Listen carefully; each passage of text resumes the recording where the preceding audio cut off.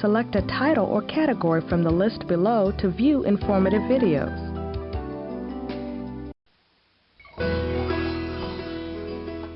Whether you're just learning to type or brushing up on your typing speed, Mavis Beacon Teaches Typing wants you to develop your skills in the healthiest, most comfortable way possible. This video module contains information on cumulative trauma disorders and office ergonomics, two of today's most highly profiled health topics. We hope you find this information useful. Because new discoveries and treatments are constantly unfolding, we encourage you to learn more about these topics through your local library, the internet, and your healthcare professional. As the name implies, cumulative trauma disorders usually occur as a result of activities that accumulate damage to the body.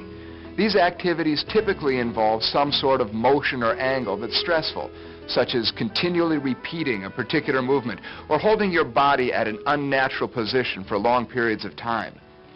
Typists and computer users are among those susceptible to cumulative trauma, although it spans a spectrum of occupations, from musicians to assembly line workers. Long periods of high-speed typing and heavy use of pointing devices, such as mice and trackballs, are some of the most common culprits behind computer-related CTDs. Equally at fault are elements of poor posture, inadequate equipment, and a lack of exercise. Left untreated, the long-term result can be injury to joints, ligaments, tendons, nerves, muscles, and blood vessels. Why do only some people get CTDs? Well, there may be a combination of factors. Genetics, for one, which can dictate wrist size, tendon lubrication, or other anatomical traits. Health conditions, such as arthritis or diabetes. Hormonal changes brought on by pregnancy, oral contraceptives, or menopause. And trauma, such as a blow to the wrist or arm. But the most common reasons people get CTDs still relate to their work styles and environments. Early detection is especially important in avoiding long-term injury. Some of the symptoms of CTDs are tightness, stiffness, or pain in your hands, arms, neck, shoulders, or back, tingling, coldness, or numbness in your hands, clumsiness or loss of gripping strength, pain that wakes you up at night. Correcting chronic CTDs can require the use of slings, braces, even surgery. Recovering is sometimes a long climb up a slippery hill, and in extreme cases, only a partial success. So it's in your best interest to do everything you can to reduce your risks. The best results seem to come from adhering to two basic principles: ergonomics and exercise. Strong yet supple, capable of phenomenally precise movement, able to heal itself, the human body is a magnificent feat of engineering. So why do CTDs still occur? Perhaps a quick look at our anatomy will help you understand. First, let's see how our bodies initiate movement. The ligaments attach one bone to another. By making this connection, they contribute to the body's structural support and allow movement within a range of control. The tendons attach the muscles to the bone. Muscles contract and relax to initiate movement. They help support the body's posture, and their pumping action promotes circulation. The joints, formed where the bones come together, guide and limit our range of motion. When any part of this intricately interrelated system is stressed, pain and injury can occur in a number of places. These injuries generally can be divided into two main categories: soft tissue inflammation and nerve compression problems. Soft tissue inflammation is the result of irritation to ligaments, tendons, and muscles. Nerve compression problems include pressure on the spinal cord, the nerves coming off the spinal cord, and on the nerves in your arms or legs. Carpal tunnel syndrome, one of the most common forms of CTDs among typists, involves both soft tissue inflammation and nerve compression. Looking at this model, we'll show you how carpal tunnel syndrome occurs. The carpal tunnel is made up on three sides by the wrist bones and on the fourth side by a tough ligament. Passing through this structure are blood vessels, which supply nutrition to the hand, one of the three main nerves of the arm, the median nerve, which supplies sensation to the thumb, index, middle, and about half the ring finger, and 9 tendons, 2 each to the 4 fingers and 1 to the thumb. That's a lot of stuff to pass through a tunnel that's roughly the size of a dime. Each tendon is lubricated by a special fluid and protected by a smooth sheath to help it glide easily. In carpal tunnel syndrome, however, overuse of the tendons causes them to become irritated. The sheaths become rough and reddened, lubrication diminishes, and the tendons swell with inflammation. The carpal tunnel can't get any larger, so as the tendons swell, they exert pressure on the soft structures within the tunnel, especially the median nerve and the blood vessels. The result is tingling, numbness, and eventually severe pain. If prolonged, actual hand muscle weakness can occur. Carpal tunnel syndrome can be treated with steroids, anti-inflammatories, physical therapy, or even, in extreme cases, surgery. But carpal tunnel syndrome is only one of many CTDs. Other soft tissue and nerve compression problems can also occur. A thorough medical examination and accurate diagnosis is critical. Prevention, of course, is always a better alternative, and one of the best places to start is your workspace.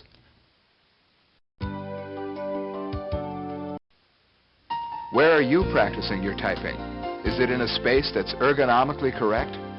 Ergonomics is the science that deals with people, their work environment, and the tasks they perform within it. When the environment and its work processes are well designed, we stay healthier and more productive. Let's take a look at a typical workstation and how you should fit within it. One of the best investments you can make is a good ergonomic chair. You should be able to adjust its height and tilt, the height of its armrests, if any, and the depth of its seat. It should also offer you good lumbar support. Check to make sure it has a 5-point base with casters so you can easily roll around your workspace. Your workstation should be set up to allow you to work in a relaxed, neutral position. This reduces tension in the muscles and tendons of your whole body. If you're under a lot of stress at work, and who isn't, this is doubly important. What is a neutral position? Well, you're in a neutral position when you've lined up the segments of your body so that gravity actually helps hold you together. This means that your head is directly over your shoulders over your hips, and so on. Your arms are comfortably at your side with your elbows bent at a 90-degree angle. While typing, your goal is to position your body at the correct height and distance from the keyboard in order to place your hands in a neutral position. Follow these guidelines to work in neutral. If you can adjust your work surface height, then set the chair height so that your thighs and hips are well supported by the chair and your feet are firmly on the floor. On the other hand, if your work surface height is fixed, then adjust your chair height to properly position your hands. You may need a footrest if your feet dangle. Make sure your wrists are straight and level, not bent back or down, or at an acute angle to the keyboard. If your chair has adjustable armrests, position these to support your elbow and forearm in a neutral position. Don't slouch down or lean forward. Sit up straight with your back resting firmly against the cushion of your chair. Keep your head in relaxed alignment with your spinal column, like a ball on top of a stick. Using your neck and shoulder muscles to hold up your head will only result in tension, fatigue, and soreness. And so will typing while you're on the phone. This cuts off circulation and strains your muscles. Keep your head and shoulders in neutral and hold the receiver to your ear. Or even better, get a headset. Make sure you don't have to stretch in order to type or use the mouse. Also, make sure the mouse is on the same plane as the keyboard. Finally, place frequently used supplies and materials within easy reach. Position your computer monitor so that the top of the screen is slightly below eye level. Make sure it's at a distance that allows you to comfortably read the screen without squinting or leaning forward. If possible, position the monitor so that it's directly in front of you, so that you don't have to turn your head to view it. If you wear bifocals, position the monitor so you don't have to tilt your head back to see the screen. And don't forget glare.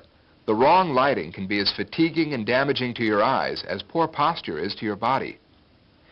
Position your monitor so that light does not bounce directly off of it. Or use a glare screen. A document holder will help reduce strain and tension in the neck and shoulder muscles.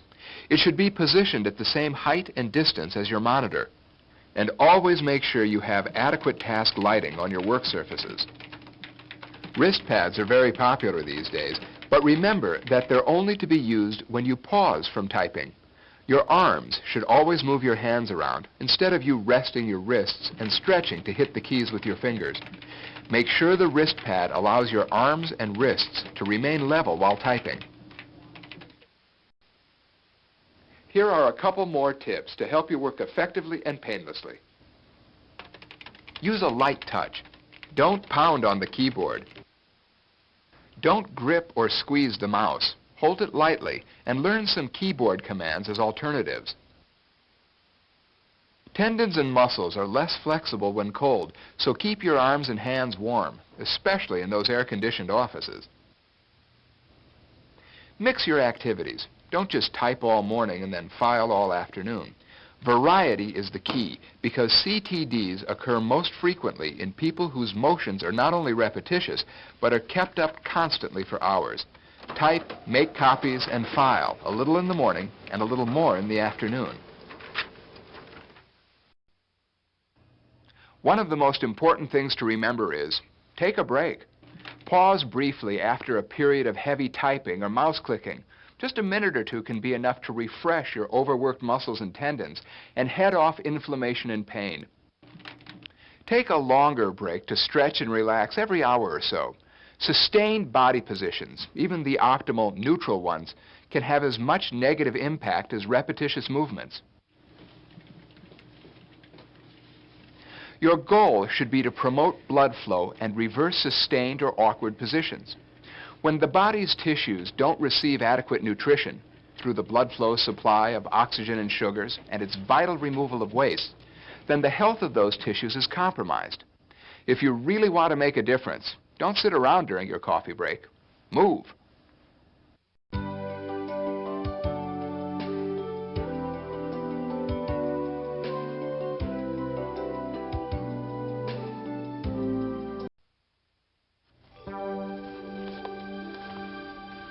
Here are some great stretching exercises that will keep you relaxed, flexible, and ready to work. Practice them before you start your day, or even during work hours when you take that all-important break from the computer. Although many of the exercises are demonstrated standing up, they can also be done from a seated position. Before we begin, here are some helpful guidelines. Always stretch from a neutral beginning posture. Don't hold your breath. Breathe in with the stretch and out with the relaxation of the movement.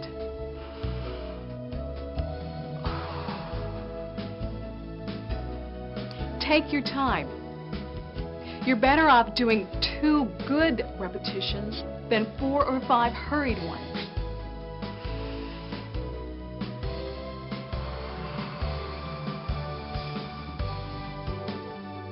Don't push too hard. A little soreness after doing these exercises is okay, but never overstretch to the point of pain. As with any exercise program, if you have an existing medical condition that might preclude you from doing these, or if you have any concerns regarding their effect, please see your healthcare professional beforehand.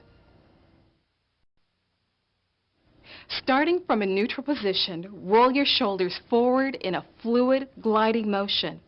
This exercise releases tension in the shoulders and neck muscles, something almost all typists suffer from. Then reverse direction, rolling your shoulders back and down. Repeat this movement 3 to 4 times.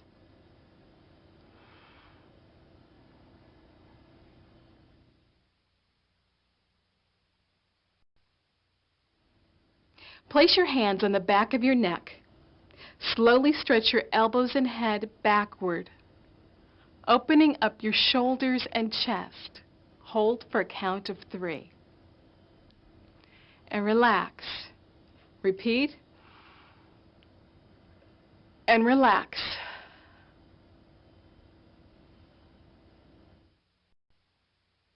Start with your arms in front of you, elbows straight and wrists in an up position.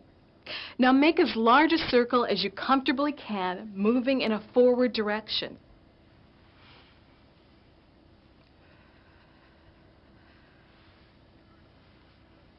Relax your arms for a moment. Remember, your goal is slow, controlled movements. Now do 3 more, moving in the opposite direction, like this.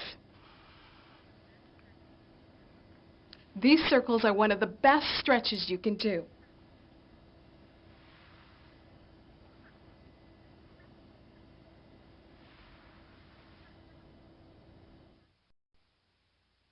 Here's a stretch that will limber up your hands and fingers and really get the blood flowing. First, hold your arms in front of you, elbows locked, and make a fist with your hands. Now open up your hands and extend your fingers as far and as wide as you can. Repeat 3 to 4 times using a quick rhythmic motion. Doesn't that feel good? Extend your arms out to the side and repeat the exercise. Now lift your arms overhead and repeat for another count of 3.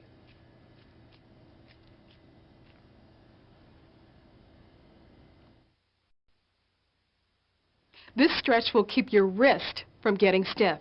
Extend your arm with elbows straightened in front of you. Bend your wrist and fingers up and gently hold in position with your other hand. You should feel just a slight stretch. Don't push too far. Hold for a count of 5. Repeat with the other wrist. Now bend your wrist with fingers down and hold for a count of 5. And repeat with the other wrist. Here's an exercise that will relieve tension in the neck and shoulders.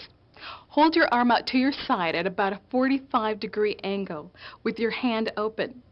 Lean your head toward the opposite shoulder and use your other arm to pull your head gently down. Don't force this. Bend your neck only as far as is comfortable. Hold for about a count of 5. Now repeat in the opposite direction.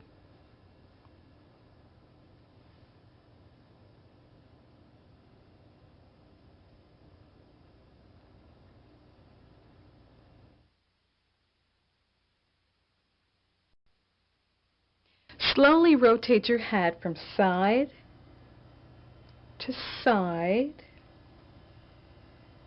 and now back again.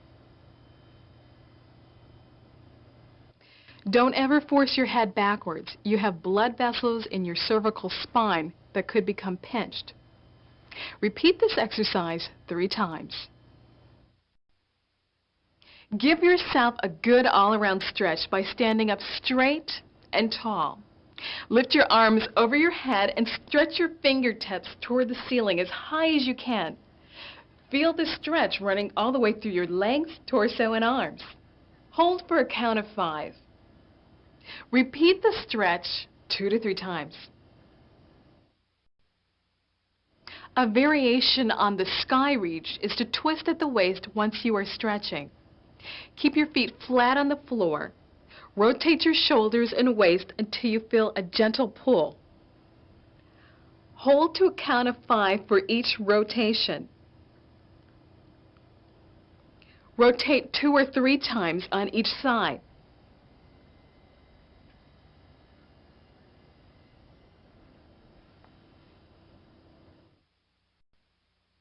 This stretch promotes good upper body flexibility. It's especially wonderful after you've been sitting for a long while. Stand with your legs about a shoulder width apart. Put your arms over your head and clasp your hands together. Now bend sideways from the waist and stretch until you feel a gentle pull on the muscles running from your waist and over the rib cage. Don't bounce with this exercise. Just pull and stretch. Hold for a count of 5. Now bend in the opposite direction and stretch the other side. Hold. Repeat 2 to 3 times on each side. For a great stretch for your lower back, put your hands on your hips just slightly toward the back. Gently arch your back and bend backwards, stretching your neck out a little as you unfold. Keep your knees straight. Support the arch with your hands on your hips. Go back as far as you are comfortable. Hold for a count of 5. Repeat 3 or 4 times.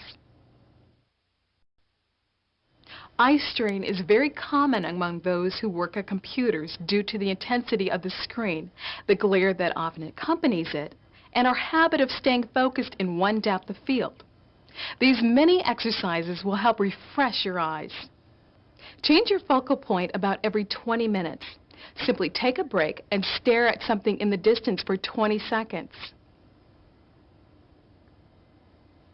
Roll your eyes clockwise slowly, pausing momentarily at the 9 o'clock, 12 o'clock, 3 o'clock, and 6 o'clock positions. Repeat, moving counterclockwise.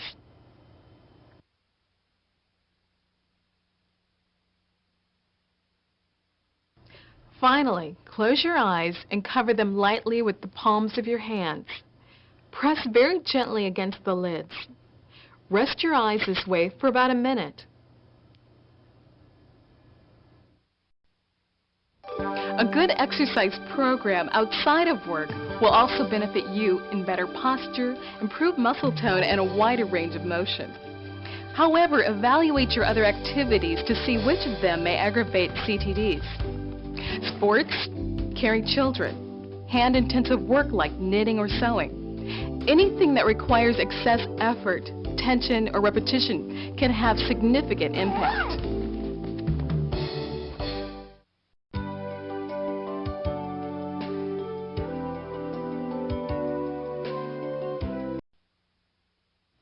There doesn't seem to be any doubt that the computer is here to stay.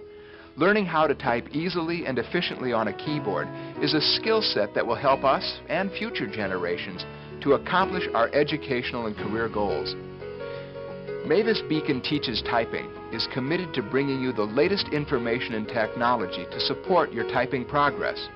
Ergonomics and cumulative trauma disorders are both relatively new fields of study, so if you have any questions or concerns about them, please consult your healthcare professional.